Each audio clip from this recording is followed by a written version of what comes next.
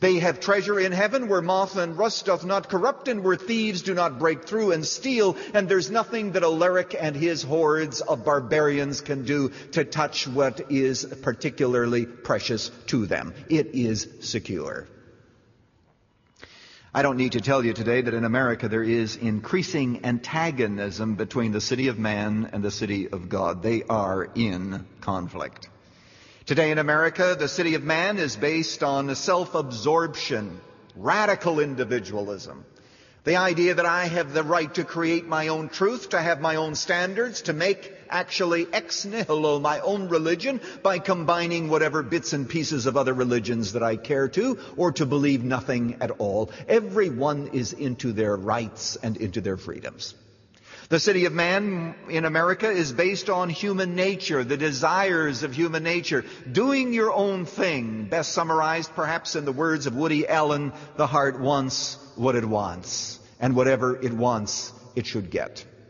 And then, of course, it is based on the lie of Eden that basically you shall be your own God. You shall be your God. What do we do, folks? What do we do? That is the question of the hour, and that is the purpose of the series of messages that I am beginning today. What does America need at this critical hour? What is our answer as we cast about reading the newspapers and seeing everything that we once counted dear being tossed aside? What is the answer? Well, I want you to know today that the Bible has an answer for us, as it always does, and I need to encourage you by reminding you that most of the epistles of the New Testament were written to little pockets of righteousness in the midst of a sea of paganism. The Christian church today is not facing any challenge that the church in the past has not faced. True Christianity has always been a minority. It has never usually been a friend to government, and government has never been a friend to it. There has always been this clash that we shall continue to talk about next week. And as a result of that, I want you to know that God is able to work in and through us. And yes, perhaps in His grace, things can still be turned around. But the question is how, and what are we to be doing? I want you to take your Bibles and turn to Philippians chapter 3 for just a moment. The Apostle Paul is sitting in jail in Rome, and he does not have a righteous ruler in Rome. As a matter of fact, did you know that as Paul was sitting there penning this epistle in Rome, sitting in jail, Nero was ruling?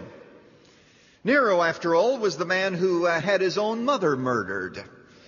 Nero was the one who, when Rome burned, blamed it on the Christians. And a number of years ago, my wife and I were in Rome, just outside of Nero's palace. We were actually in the palace too, the ruins, but outside the palace. And it is said that Christians lit his palace as they had pitch poured on them, and they were lighted, and there they burned. He was an evil, evil ruler.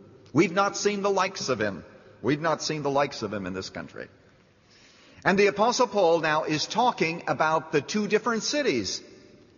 And you'll notice in chapter 3, we pick it up at verse 18, he is speaking about the fact that our citizenship, our polis, that's the Greek word, our politics, verse 20, is in heaven.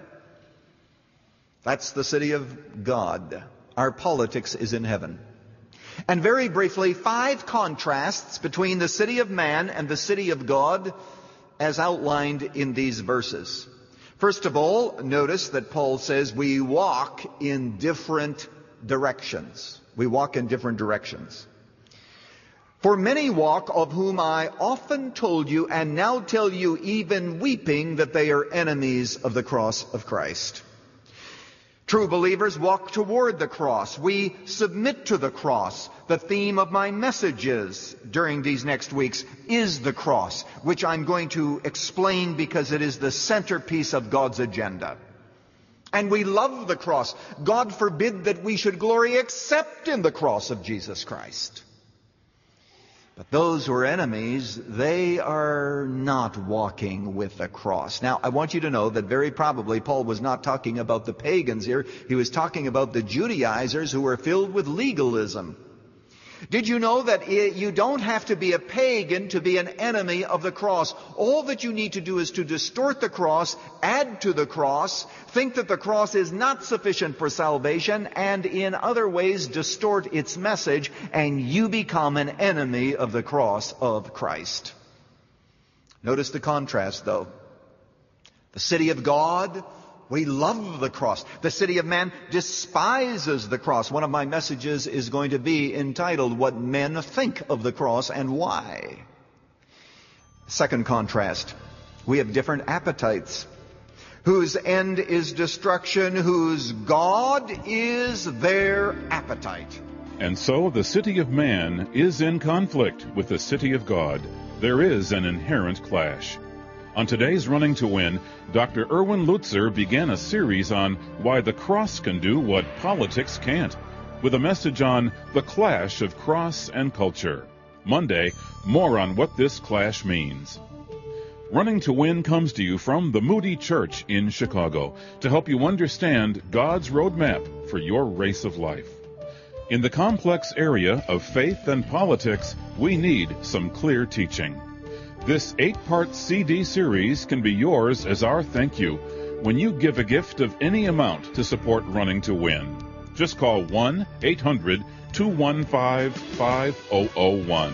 That's 1-800-215-5001. Online, go to offerrtw.com. That's offerrtw, all one word, .com. Or write to Running to Win at Box 11174, Chicago, Illinois, 60611. This is Dave McAllister. Join us Monday for our next Running to Win.